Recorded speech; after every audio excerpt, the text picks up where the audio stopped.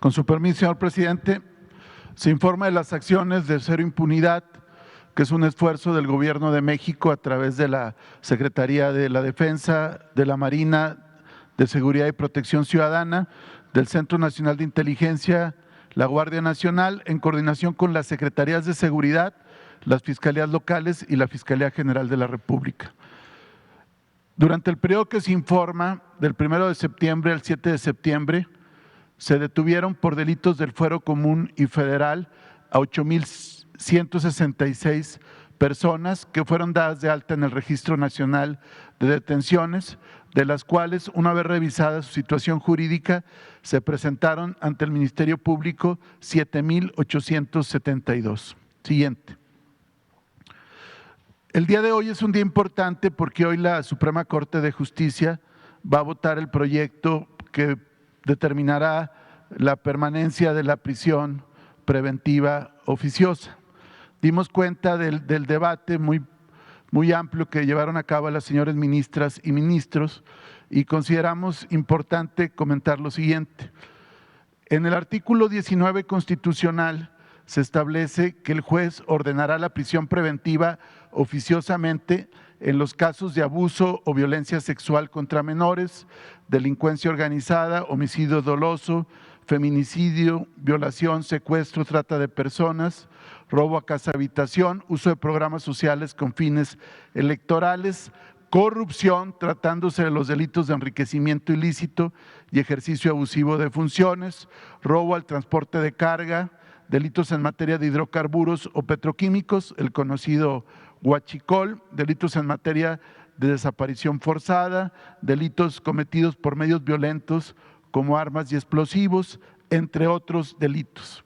Como lo señalamos la semana pasada, la Suprema Corte de Justicia no puede reformar, inaplicar, derogar o modificar un artículo constitucional, solo lo puede hacer el Poder Constituyente Permanente, integradas por las dos cámaras del Congreso de la Unión, senadores y diputados, que tienen que votar reformas por mayoría calificada de 2/3 partes, y también intervienen las 32 legislaturas de los estados.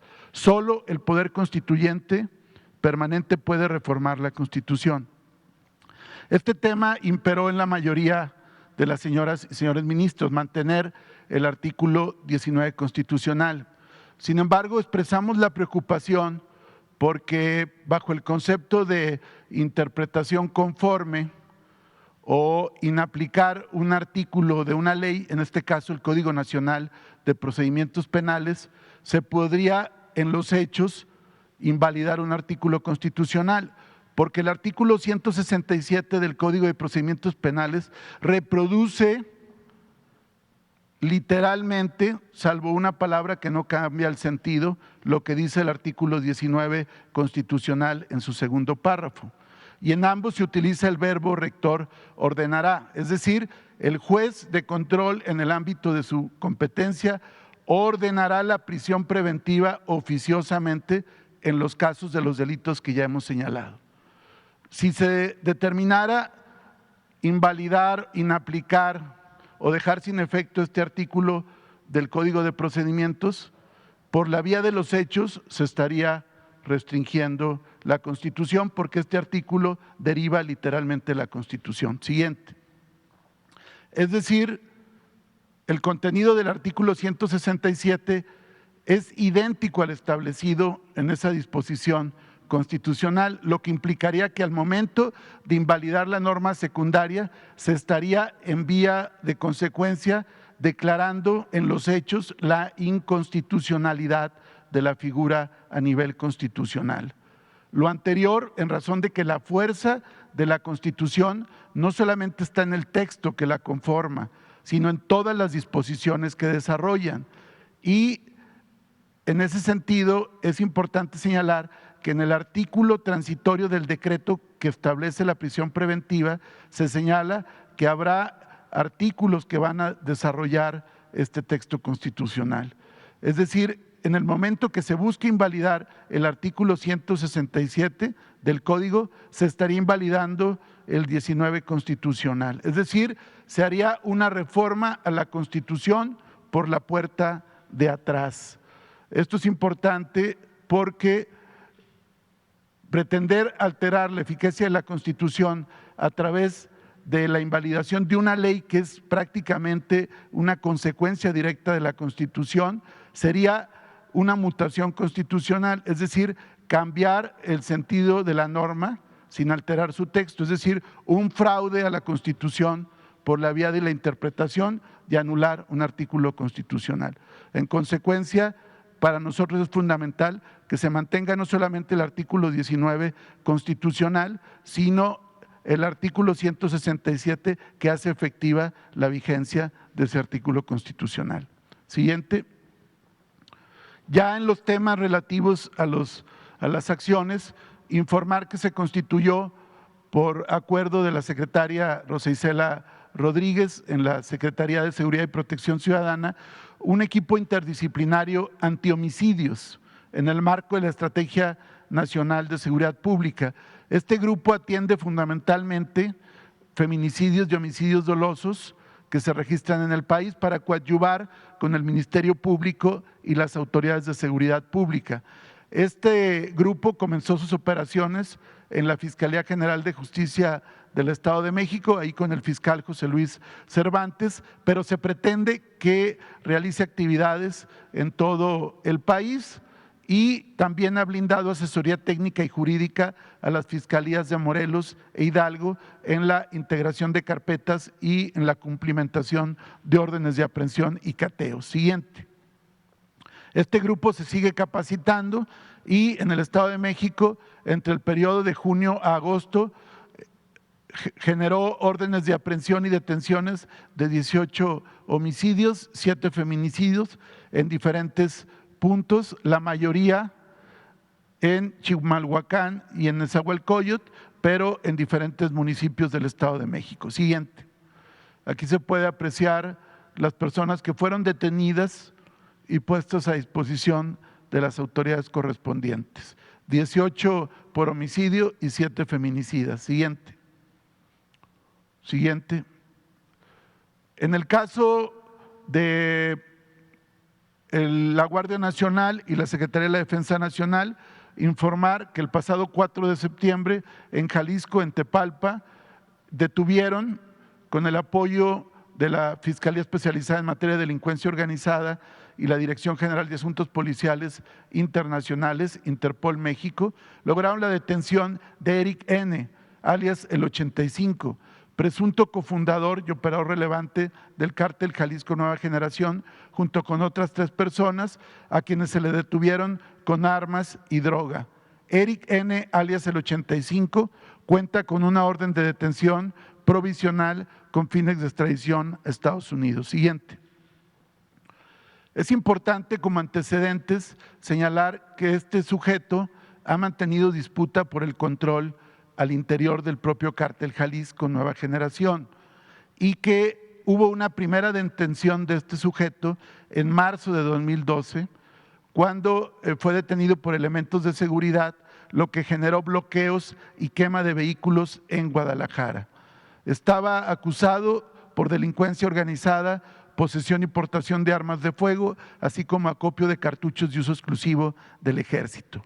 En diciembre de 2017, el juez tercero de Distrito de Procesos Penales Federales en Jalisco, con sede en Puente Grande, Alejandro Castro, lo liberó por supuestas violaciones al debido proceso. Sin embargo, ya fue nuevamente detenido y se espera que en esta vez sí se consolide su situación jurídica y se le pueda vincular a proceso y encausar penalmente. Siguiente. También informar que la Fiscalía de la Ciudad de México, en coordinación con la UEX de Hidalgo y la Secretaría de Seguridad Ciudadana de la Ciudad de México, lograron la detención en Pachuca de Víctor Manuel N., alias El Güero, también conocido como Papirrín, quien presuntamente está relacionado con el triple homicidio en un despacho jurídico en la colonia Roma de esta ciudad capital, en la delegación Cuauhtémoc, la alcaldía Cuauhtémoc. A él se le imputa este delito, además de asociación delictuosa, utilizaba otra identidad para evitar ser detectado y contaba con domicilios para su resguardo en el Estado de México y en el Estado de Hidalgo. Fue detenido junto con otro sujeto, está pendiente su vinculación a proceso penal. Sin embargo, vale la pena señalar, siguiente, algunos antecedentes, porque este sujeto ya había sido detenido por diferentes delitos en diferentes lugares y no obstante no se pudo soportar el proceso y en uno de ellos, en 2016, fue liberado por falta de elementos para ser procesado. Con las autoridades correspondientes se dará seguimiento y apoyo para evitar que nuevamente este sujeto se sustraiga de la acción de la justicia.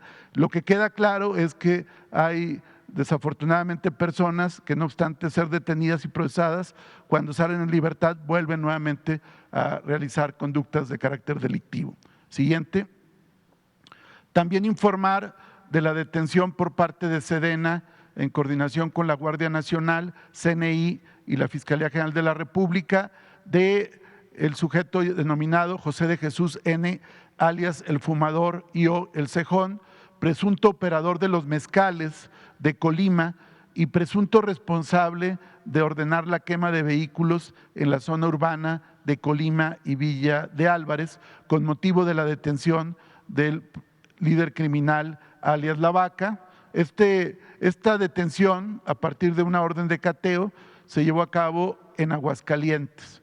Se le aseguraron armas, droga y el precio de la droga asegurada asciende a 1.7 millones de pesos. También vehículos. Siguiente. Cabe resaltar, como lo señalábamos, que él tuvo que ver con la quema de vehículos del pasado 18 de agosto en Colima a raíz de la detención de José Bernabé, alias La Vaca, que como recordaremos no se le otorgó la vinculación a proceso por parte de un juez de control federal. Sin embargo, siguiente, ya se le dictó auto de formal prisión por otra denuncia, por otra orden de aprehensión, en este caso de un homicidio calificado en agravio de un servidor público, en una orden de aprehensión de Tamaulipas, todavía en el anterior sistema de justicia penal, por eso en este caso fue auto de formal prisión y no auto de vinculación a proceso. Siguiente. Informar que el día de ayer la Coordinación Nacional Antisecuestros y el Centro Nacional de Inteligencia, en colaboración con la Fiscalía de Nuevo León, lograron la detención de Juan Rodrigo N. y Ana María N. tras cumplimentar orden de aprehensión en su contra por el delito de feminicidio en agravio de una menor de 8 años, hechos ocurridos el 20 de mayo en Monterrey, Nuevo León. Como dato, la menor estuvo sujeta todavía luchando por la vida durante 10 días, sin embargo fallece a raíz de la agresión de estos dos sujetos. Se hizo una operación de seguimiento y se les detuvo en la alcaldía Xochimilco el día de ayer en la Ciudad de México y ya están las autoridades de la CONACE en coordinación con la Fiscalía de Nuevo León. Siguiente. También informar que la Fiscalía del Estado de México, en coordinación con la de Quintana Roo, informó de la detención del Chivo, presunto líder del cártel de Sinaloa en la zona sur del estado de Quintana Roo. Está pendiente su vinculación, se le acusa, entre otros delitos, de homicidio calificado y homicidio en grado de tentativa. Siguiente. También fue detenido por trata y pornografía infantil Miguel K. Esto derivado de una denuncia ciudadana. La Unidad de Policía Cibernética del Estado de Quintana Roo pudo dar con la ubicación de este sujeto y a partir de las órdenes de cateo correspondiente pudo detectar el almacenamiento de pornografía infantil y también su vinculación a una posible red de trata. Ya fue vinculado a proceso penal. Siguiente. También fue detenido el nene, que está vinculado al multihomicidio de migrantes, que ustedes recordarán, fue un evento muy grave en San Fernando, Tamaulipas. Esto fue en el año 2010 y este sujeto se le vincula a este evento tan grave y es presunto integrante del grupo de los Flacos, brazo armado del Cártel del Golfo, y se le cumplimentó una orden de aprehensión. Sobre este caso seguiremos pendiente de su vinculación a proceso y de su posterior encauzamiento penal y sentencia. Siguiente. Informar también en un caso que también generó mucha indignación en Nuevo León y en el país, que fue el feminicidio de Johanna Abigail en el municipio de Santa Catarina, Nuevo León, una joven de 24 años que laboraba como maestra de escuela. Ella obtiene matrimonio con Jesús Antonio N. apenas en abril de este año y se pudo determinar que él fue el autor material del feminicidio de Johanna Abigail y se le detuvo a su vez por también delitos contra la salud y portación de arma de fuego.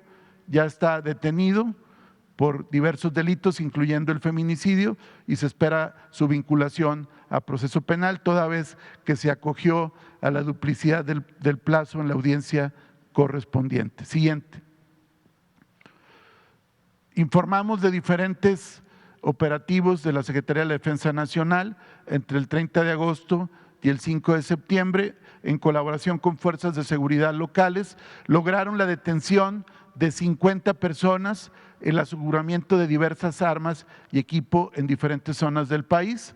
Hablamos de Tijuana, Baja California, donde se aseguraron 11 kilos de fentanilo, en Zamora, Michoacán, 7 personas detenidas con 8 armas largas y cartuchos, en Metepec y en Mexicalcingo, Estado de México, 14 personas, entre ellas 3 menores de edad, con 10 armas de fuego y diferente equipo táctico, también con drogas y otro tipo de sustancias. Siguiente. También en Zamora, Michoacán, 3 personas con armas largas y cortas. En Tuxtla Gutiérrez también 7 personas con armas cortas y largas y chalecos balísticos. En San Francisco del Rincón, Guanajuato, 9 personas, entre ellas 2 menores en calidad de presentados y diferentes armas de diferentes características, vehículos, motocicletas, entre otros. Siguiente. Otras operaciones en Caborca, Sonora, donde se detuvo a 2 personas con 8 armas largas, un arma corta y chalecos balísticos. En Concordia, Sinaloa, también un agresor detenido y uno abatido en una operación de la Secretaría de la Defensa Nacional. También en Tonalá, Jalisco, 3 personas detenidas con 6 armas largas y 1,580 cartuchos, entre otros equipos. Siguiente. En Nogales, Sonora, se detuvo a una persona en un vehículo con 5 armas largas que aquí se aprecian.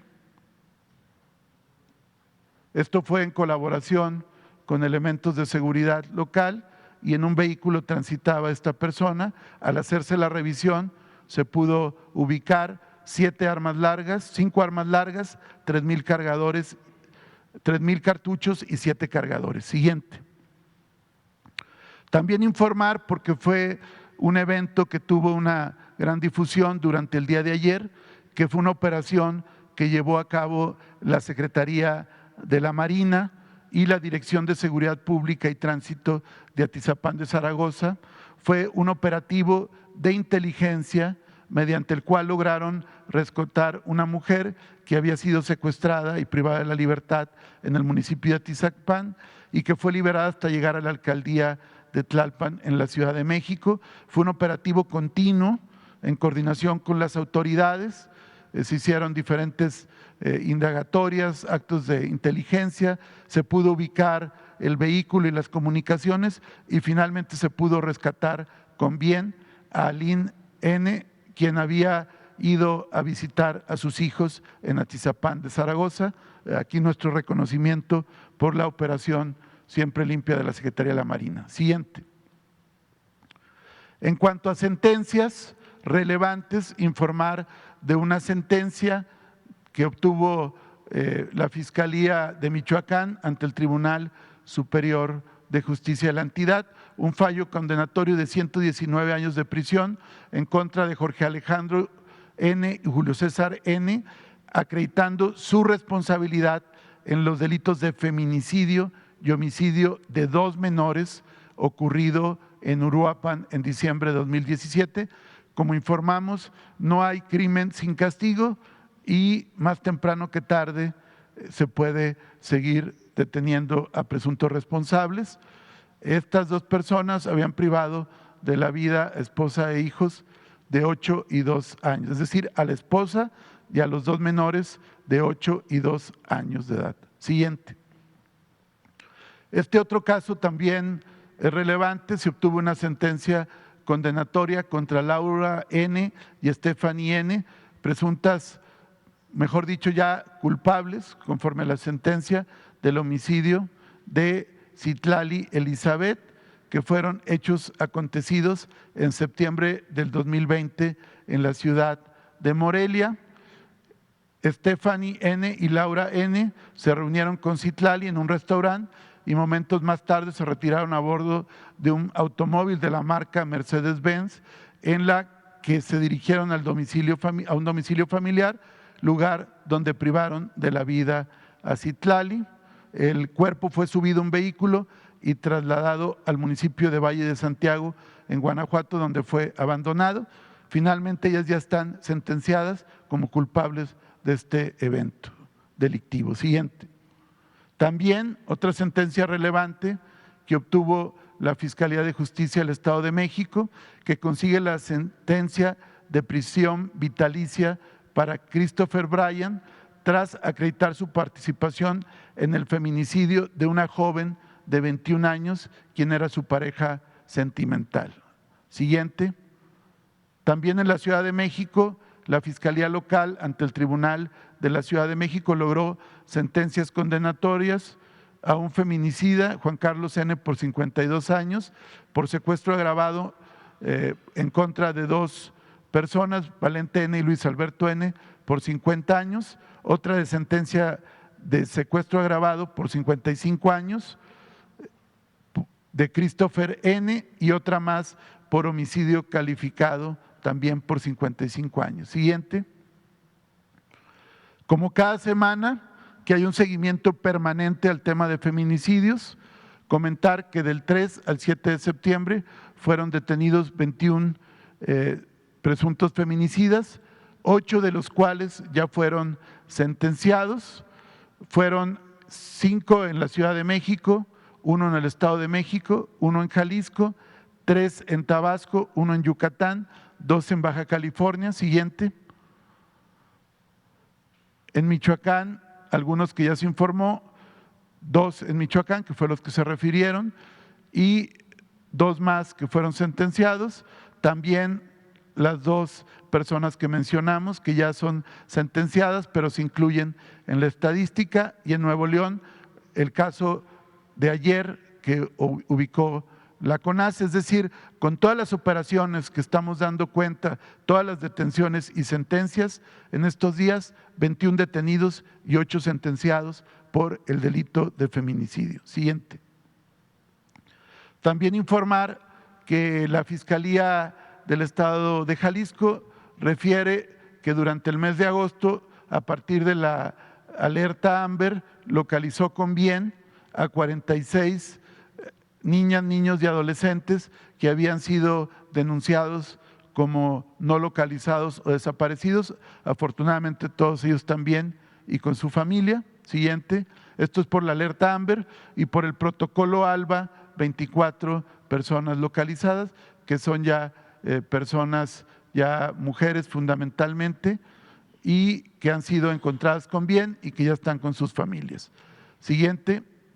En el caso de Devani Escobar Basaldúa, comentar, como aquí lo explicamos en alguna ocasión, la Fiscalía de Nuevo León mantiene las investigaciones e imputaciones por delitos de obstrucción de la justicia.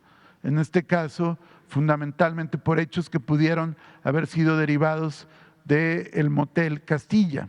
En ese sentido, se realizaron durante agosto y el pasado 6 de septiembre 2 órdenes de cateo donde se pudieron asegurar diversos equipos celulares, memorias de almacenamiento y demás equipo tecnológico que tiene que ver con el Motel Castilla y posibles eventos que pudieron haber derivado de estos hechos.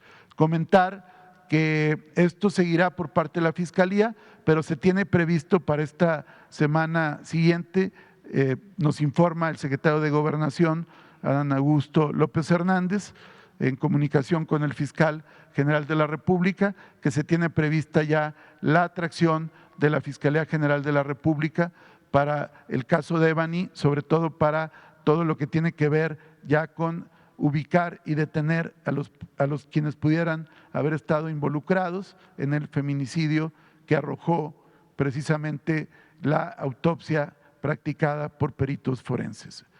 Por último, comentar que se sigue dando seguimiento a los 13 casos de compañeras y compañeros periodistas que han sido asesinados durante el presente año. Hay 32 detenidos o buscados con orden de aprehensión, 24 vinculados a proceso. Siguen avanzando, es importante señalarlo, los procesos penales, por ejemplo, en los casos de Margarito Martínez, de Lourdes Maldonado, siguen avanzando. El Ministerio Público está robusteciendo las investigaciones para que para que todos los detenidos que hay en estos casos, que son los de principios de año, puedan ya derivar en sentencias contra los autores intelectuales y materiales. Como ustedes recordarán, en días pasados había sido detenido el presunto autor intelectual del homicidio de Margarito Martínez. ¿Sería cuánto, señor presidente?